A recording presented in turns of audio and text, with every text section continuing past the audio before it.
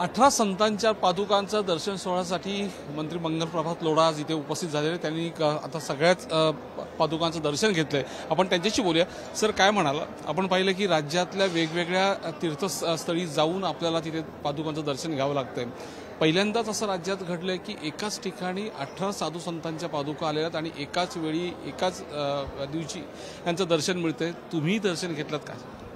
नाही, मी सकाल ग्रुपचे आणि श्री फॅमिली गाईड प्रोग्राम जे आपला माननीय अभिजित सरांचे प्रयत्नातून चालत आहे त्याच्या मनापासून अभिनंदन करतो.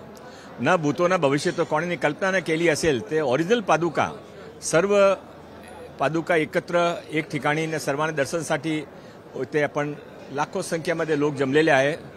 हा फक्त पादुका दर्शन नाही आहे, हा ते त्याशिवाय लोकांच्या मनामध्ये अध्यात्माच्या प्रती, धर्मचे प्रती, आपले जे गुरु होते त्यांच्या प्रती जे भावना होती ते भावना अतिशय तीव्र आणि अतिशय जवळचे नाते यानंतर विकसित होईल. मी मनापासून हा सर्व उपक्रमाचा अभिनंदन करतो, साधुवाद देतो. आणि सकाल ग्रुपचे एक मोठा प्रेस आहे, मोठा मीडिया क्लब आहे, पण त्यांचे मनामध्ये मीडियाचे विकासचे शिवाय लोकांचा विकास कसा व्हावा, लोकांच्या मनामध्ये अध्यात्मात सेवाचा विकास कसा व्हावा असा पूर्वीपासून त्यांच्या मनामध्ये, त्यांच्या जीवनामध्ये होता. आज ते सकाळचे बाहेर पडून लाखो लोकांच्या जीवनामध्ये यानंतर एक सेवाची भावना विकसित होईल.